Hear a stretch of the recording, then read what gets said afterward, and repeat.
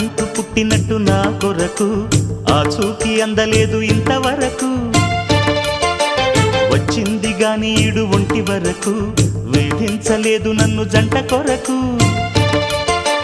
చూశాక ఒక్కసారి ఇంత వెలుగు నా వంక రాను అంది కంటి కునుకు ఈ అల్లరి గారడి నీలీల అనుకోనా నీ పేరు ప్రేమ అవునా